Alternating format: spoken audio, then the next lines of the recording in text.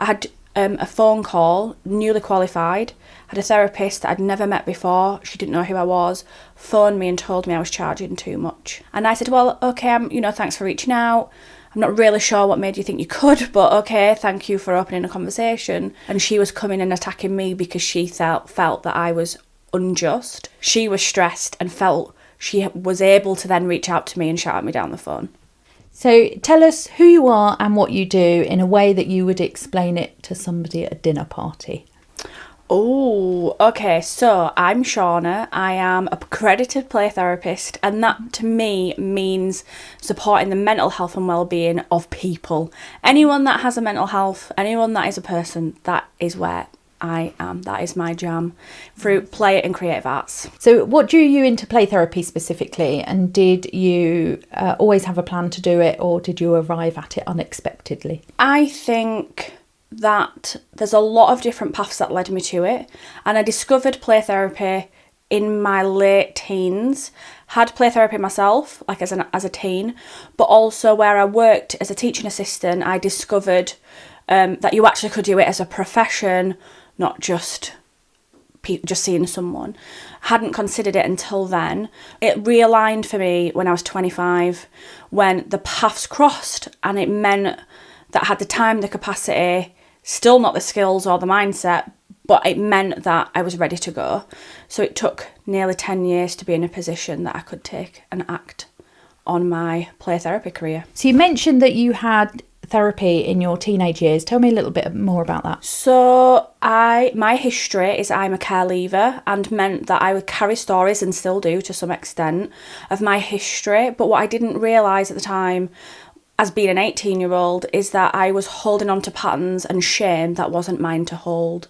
And in my high school was really challenging. I found that I'd never fit really anywhere, and I knew I needed to make a change, and general talking just wasn't suitable for me because I carried stories that lived underneath that. So I'd say something, but it wasn't getting to the root of what was going on for me, and it wasn't helping in the way that I hoped.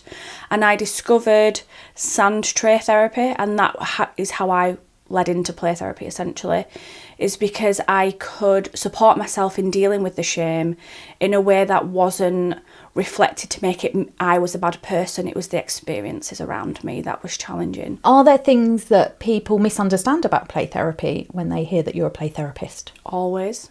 Play is fun. Play is a tool for learning, and most of the time it stops there. I speak to lots of people in corporate positions, people, head teachers, parents, and there's sometimes a misunderstanding of just how important play can be for mental health and well-being, because it has so many different aspects and ways to go and to support someone, that the mental health side sometimes gets lost within that, because it's seen as CBT or talking therapy or other modalities might suit better, whereas I hope, like, chatting together and the play therapy community as large, it'll start to come into its own space really of a specific niche for supporting mental health and well-being. When you started out as a newly qualified play therapist, what was your client base like? Who was it that you were working with in those early days? At the very beginning it was schools, typically schools, and I was really lucky that the school that I did my placement in, we had an amazing relationship, and still continues to this day, and they believed in me in a time that I didn't necessarily believe in myself.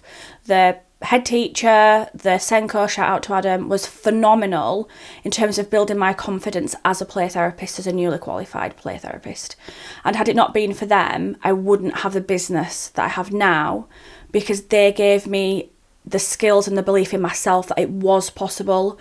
And I look back, and had it not been for them, I don't know whether it would have grown as well as it has, because the people that believed in me when I needed it. What was it that Adam did specifically that enabled you to start to believe in yourself and to gain confidence? So many different things, but I guess it's trust. It's trust that we were both working for the same common goal of the well-being of the children that were at school, and that even though my method might have been different to what's typical of what's offered in schools, is that we were both going for the same goal of the mental health and well-being. And Adam gave a position and a chance to really showcase what happens when child-led therapy meets play, meets a school. When did you first go into private practice, and what steps did you take in those early days? So I think when I finished my diploma course, there was a lot of people wanting to do a lot of different things, and I didn't know what I wanted my working week to look like, because I had young children. I was a new mum as well. I had 2 children under 2. I didn't know what I was capable of. What I did know is that I wanted to provide amazing mental health support in a way that I felt authentic and values to my values, but also be the parent that I wanted to be. So coming out of training, I created a space that meant I could do both. Were you prepared for the business side of things? Was there anything that came as a surprise to you? The short answer is no, but I think it's more complicated than that, because each person has a different and unique set of circumstances, and it's not a one size fits all. So what I want might be different to what you want, what is different to somebody else.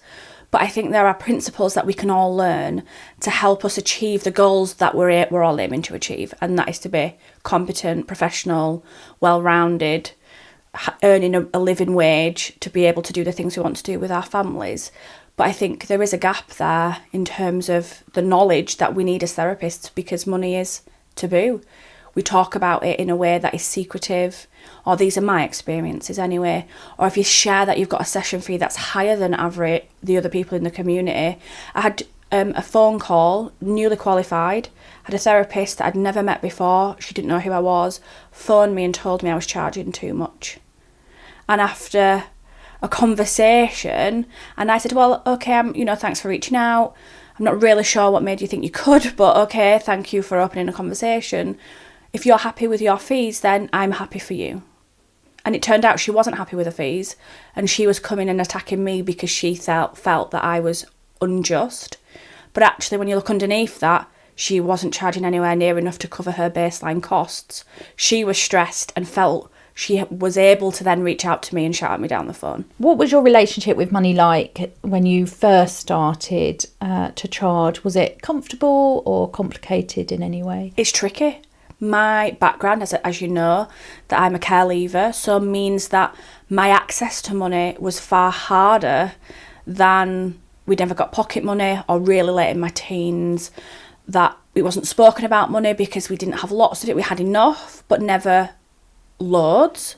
And I still find now that the poverty mindset of it, I have to really fight it in business, and I didn't know, nor would I have considered that is a daily battle that I go through in terms of managing the business's finances, going through quieter periods. It happens in every business, it does, but I need to hold on to the fact that it's not the whole case. It's a short period of time, and actually the business runs to look after itself and the clients that we serve, and I don't need to be in that poverty mindset of worrying about how I'm going to feed the kids, buying wellies, basic necessities, basic needs, Maslow's hierarchy of need.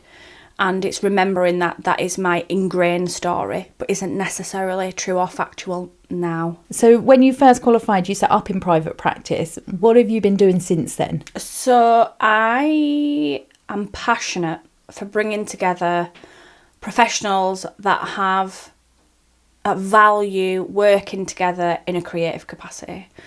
And so I've built a business that brings modalities together in a space that holds the clients, the family, children and adults, using play, creative arts, movement. What does that look like in practice? It's a hub? Yep. So right at the very beginning, when I was doing an evening a week, supporting some clients, they found me. They asked whether they could see me for therapy, and I said that unfortunately I couldn't, that I'm working with their child, and unfortunately the answer is no. And after sitting on it, I went back to them and said, would you consider, if I found a team working creatively, would you consider seeing them instead? So we're supporting you as a family. What do you think? And they came back and said, yeah. So here we are. We support the whole family, aunties, grandmas, mums, dads, sisters, siblings, twins, whoever they are. they are welcome with us. What was the hardest part of the work in those early days of setting up in business that nobody warned you about previously?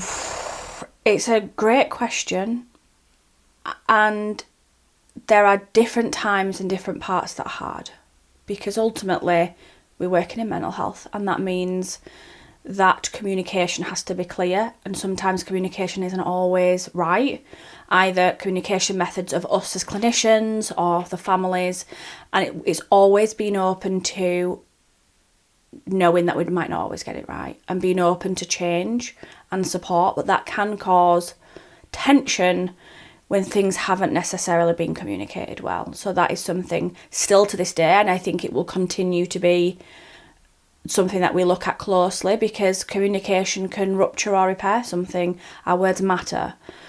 In terms of myself professionally, it's recognising that I am a woman, I am a parent, and I am a mum, and I deserve a career that I'm proud of, but that still is something that I have to work hard at, because typically I feel the pressure to stay at home and be a stay-at-home mum, and that has been a part of my journey at some points, but not always. And I think it's remembering that there's space for everyone in whatever capacity that they want to be in. Was there a gradual change in your business when it started to feel like it was getting successful? Or was there a specific moment where something just clicked for you business-wise? Okay, I think let's talk about, it's normal in business to have growth and not. So growth and it for it to be stable, let's say. It's normal. That happens in business. And it's knowing when you are busy. So for us, it's September, where we can then factor in the costs to help us go through quieter times, typically the summer when people are on holiday. We want to be avoiding boom bust cycles, and we want to be creating a practice that's sustainable throughout the year, with knowing that these pockets happen. So, for example, when you're working in schools and you have the summer off, your business still needs to be sustainable over that period of time. Typically, you need to charge more to be able to cover the cost of your minimum costs in that period of time. Otherwise, it will go bankrupt. How do you feel about raising your rates, and how did your clients respond when you did raise your rates? Rates is a really tricky topic because there's so many factors in it. Our rates are typically higher than the average ones in the area, and when we've looked at the overall costs, they have to be sustainable for us, for a business that we serve the clients, and we need to be here to serve the clients.